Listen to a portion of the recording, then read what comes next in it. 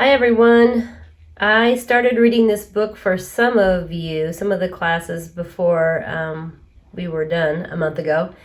And it is still Poetry Month, so I am going to read this book again in 3 different installments. So today, tomorrow, and the next day, look for a posting in Teams. The first thing I'm going to do is go over some of the poets that are covered in the book so that I don't have to stop in the middle of the story to read their poems. And we'll come back and read in a second. So the book we're going to read is about a poetry teacher, and she introduces poems and then has them write about kind of like the poet's writing his poem. So these are a few of the poets that you'll see. The first one is William Carlos Williams, and it says on the screen, he was the first of 2 sons of an English father and a Puerto Rican mother of French, Dutch, Spanish, and Jewish ancestry, and he grew up in Rutherford, New Jersey. He was a medical doctor, a poet, a novelist, an essayist, and a playwright. And this is his poem that they introduce. It's very short, called The Red Wheelbarrow. So much depends upon a red wheelbarrow, glazed with rainwater, beside the white chickens.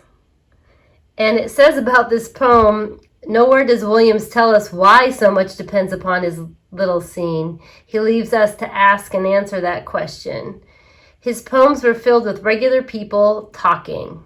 His poems speak about ideas, emotions, and abstractions. We must ground them firmly in the things of the world. The next poet is very famous. He's Robert Frost. And he was born in San Francisco, but his family moved to Lawrence, Massachusetts in 1884, following his father's death. The move is actually a return, for Frost's ancestors were originally New Englanders, and Frost became famous for his poetry's engagement with New England locales. That means he wrote a lot about New England. Frost's first book was published around the age of 40, so he kind of didn't start writing until late, but he would go on to win a record 4 Pulitzer Prizes and become the most famous poet of his time before his death at age 88. And he actually had 2 poems. This is one of my favorites, and I love the picture behind it. Stopping by woods on a snowy evening. Whose woods these are, I think I know. His house is in the village, though. He will not see me stopping here to watch his woods fill up with snow. My little horse must think it queer, that means strange, to stop without a farmhouse near, between the woods and frozen lake, the darkest evening of the year. He gives his harness bells a shake to ask if there is some mistake. The only other sounds the sweep of easy wind and downy flake. These woods are lovely, dark, and deep, but I have promises to keep, and miles to go before I sleep, and miles to go before I sleep. He also wrote this poem, and it won't be in our reading today, but he also wrote this poem called The Pasture. And the pasture is, I'm going out to clean the pasture spring. I'll only stop to rake the leaves away and wait to watch the water clear I may. I shan't be gone long. You come too.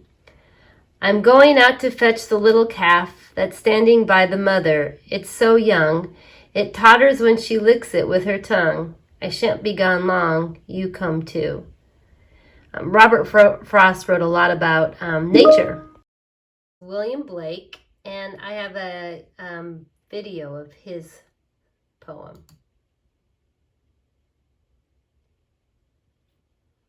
Tiger, tiger, burning bright in the forests of the night. What immortal hand or eye could frame thy fearful symmetry? In what distant deeps or skies burnt the fire of thine eyes? On what wings dare he aspire? What the hand dare seize the fire? And finally, the last poet that she introduces in the book, as far as our first reading, is Valerie Worth, and she was born in Philadelphia. You can see that there. She's probably a little bit more contemporary, still alive. Lived in Tampa, Florida for 4 years, and then she spent a year in India. And she's famous for writing small poems like this. Dog. Under a maple tree, the dog lies down, lolls his limp tongue, yawns, rests his long chin carefully between front paws, looks up alert, chops with heavy jaws at a slow fly, blinks, rolls on his side, sighs, closes his eyes, sleeps all afternoon in his loose skin. And here's a cat poem. My Cat. Tamsin roams the garden like an old familiar spirit, visiting the weedy fence, examining the bushes, noting how the wind revolves and where the sun advances, printing every shimmer, every shadow with her presence, which will stay to haunt the place when she is gone.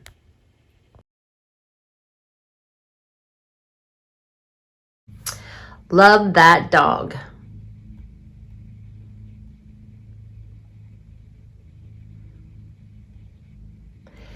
Jack, room 105, Miss Stretchberry, September 13th. I don't want to, because boys don't write poetry, girls do. September 21st. I tried, can't do it, brain's empty. September 27th. I don't understand the poem about the red wheelbarrow and the white chickens, and why so much depends upon them. If that is a poem about the red wheelbarrow and the white chickens, then any words can be a poem. You've just got to make short lines.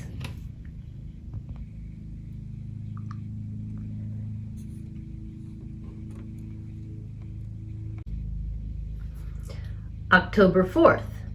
Do you promise not to read it out loud? Do you promise not to put it on the board? Okay, here it is, but I don't like it. So much depends upon a blue car splattered with mud speeding down the road. October 10th. What do you mean, why does so much depend upon a blue car? You didn't say before that I had to tell why. The wheelbarrow guy didn't tell why. October 17th. What was up with the Snowy Woods poem you read today? Why doesn't the person just keep going if he's got so many miles to go before he sleeps? And why do I have to tell more about the blue car splattered with mud speeding down the road?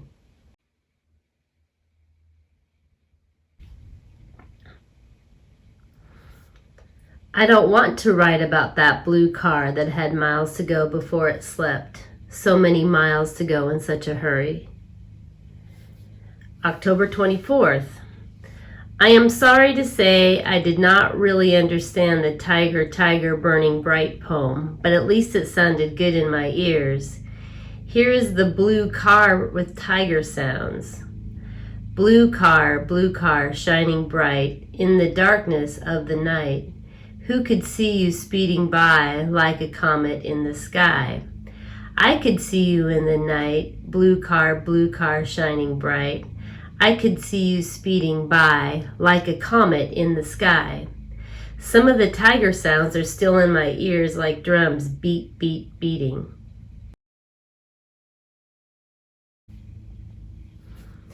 October 31st.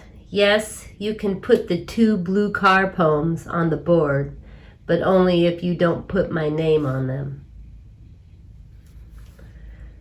They look November 6th.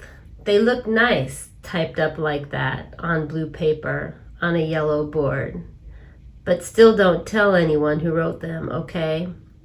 And what does anonymous mean? Is it good? November 9th. I don't have any pets, so I can't write about one, and especially I can't write a poem about one. November 15th. Yes, I used to have a pet. I don't want to write about it. You're not going to ask me why not, right? November 22nd. Pretend I still have that pet? Can't I make up a pet? A different one? Like a tiger or a hamster? A goldfish? Turtle? Snail? Worm? Flea? November 29th. I liked those small poems we read today. When they're small, like that, you can read a whole bunch in a short time. And then in your head are all the pictures of all the small things from all the small poems. I liked how the kitten leaped in the cat poem, and how you could see the long head of the horse in the horse poem. And especially I liked the dog in the dog poem, because that's just how my yellow dog used to lie down with his tongue all limp and his chin between his paws, and how he'd sometimes chomp at a fly and then sleep in his loose skin, just like that poet Miss Valerie Worth says in her small dog poem. 2. December 4th. Why do you want to type up what I wrote about reading the small poems? It's not a poem, is it? I guess you can put it on the board if you want to, but don't put my name on it in case other people think it's not a poem. December 13th. I guess it does look like a poem when you see it typed up like that. But I think maybe it would look better if there was more space between the lines, like how I wrote it the first time. And I liked the picture of the yellow dog you put beside it, but that's not how my yellow dog looked. Okay, I'm going to stop there for today, and we'll pick up on January 10th when I see you again. Bye.